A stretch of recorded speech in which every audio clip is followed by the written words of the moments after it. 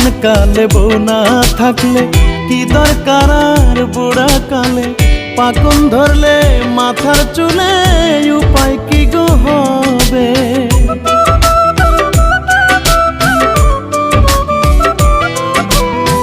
হয় না বুড়া চুল পাকিলে পিরিতে যদি থাকে দিলে পুরুষ মানুষ সোনার আংটি দাম কি গো তার কমে।